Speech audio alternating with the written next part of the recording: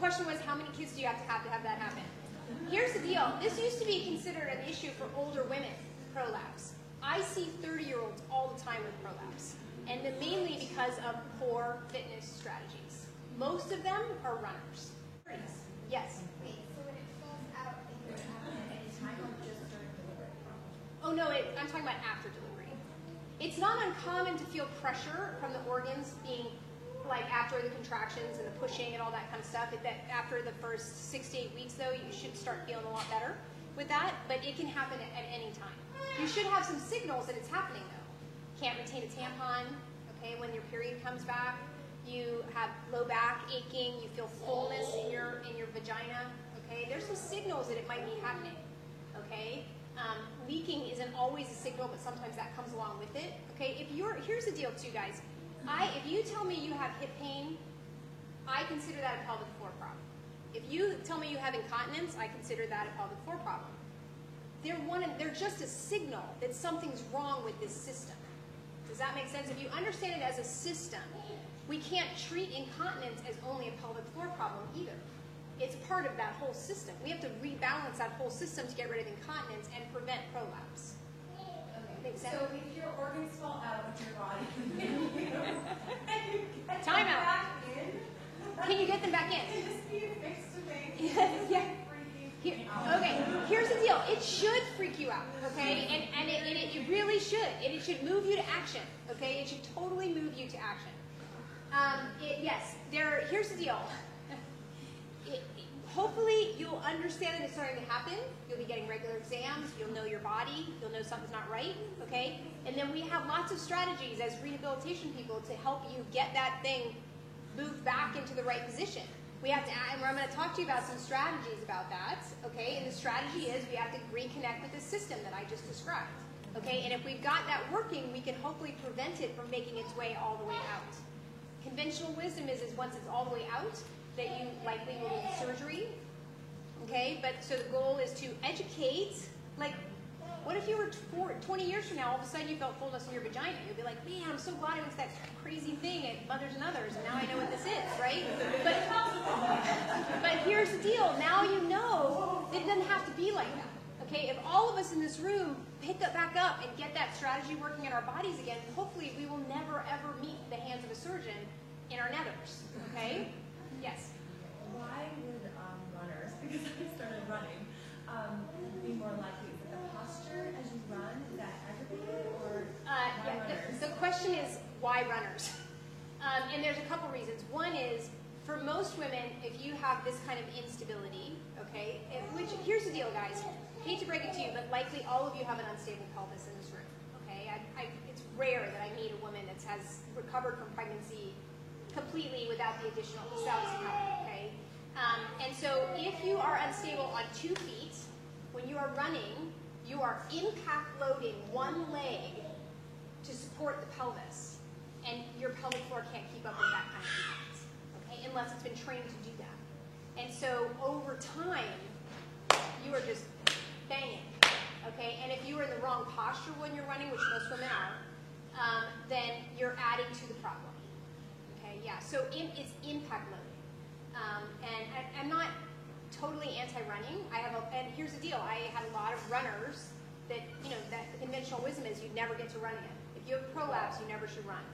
But I couldn't stop my patients from running. They wouldn't stop because they get a kick. Like, I get it. It's cheap. I can do it. All I have to do is walk out my front door and run around the block a few times, and I feel it, and I'm calm for my kid. Like, I get it, right? I get it. I get the running mentality, so I started trying to develop programs to help that. But there is some point where there's this point of no return, and you might need surgical intervention. My goal is to prevent people from ever getting anywhere near that. But if you're running and you're not stable, you may be setting yourself up for a problem.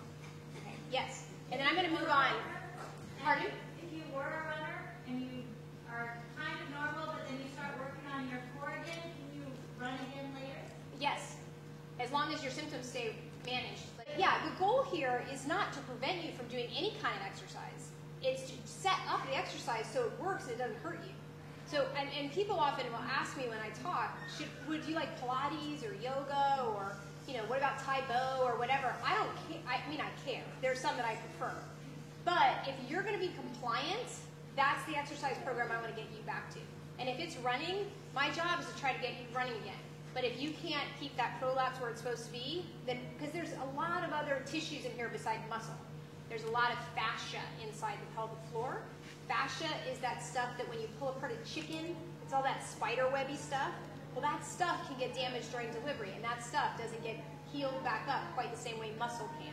So there's some other reasons why women get prolapsed from delivery, from the damage of delivery, that I can't repair with my exercises. So there's other options too. There's internal physical therapists. There's a lot of ways we can manage this stuff.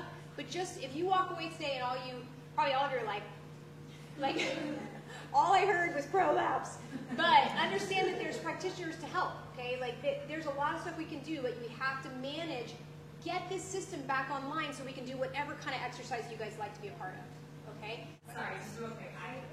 With my son, my second pregnancy, I ran until the week I delivered him.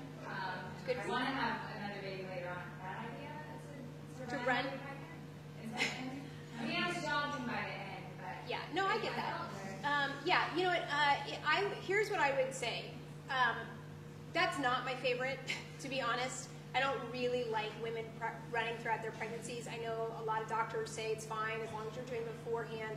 But because I deal with recovery and I deal with the potential damage, if you're running with fabulous form and you're not holding your breath throughout, and maybe you don't carry very big, maybe you don't gain a lot of weight, like there's some exceptions to the rule. That would not be my first choice for someone. I would rather see them walking after a certain point in the pregnancy versus running. I get it though. I know you like the kick. So what I tell my ladies to do for the kick is to hike. Go up really steep hills.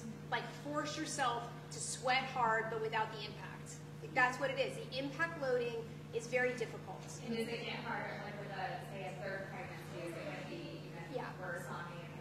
Well, here's the deal. If you have recovered this system, kept it up during the first pregnancy, recovered it completely during, in between, and then kept it up through the next pregnancy, then you might be great, right? But if we're not sure that that system's working like it's supposed to, you might want to get that system organized before baby number 3. That would be my recommendation. Okay, yeah. Last question, then I am going to move on. How do you know when your body's ready to start running again? Like, how do you know that you're healed enough and everything's in place enough to be okay? Well, I would recommend, if you're not doing any exercise, is that as you begin, I'm going to teach you some things. How's this? I'm going to teach you some things, and if you can't do what I'm teaching, then you're not ready. How's that? Does that sound good? So, but anyway, so those would be clues. If you're in pain when you're exercising, if you are in pain after you exercise, if you're leaking, okay, if you're not getting results, this system is not in place.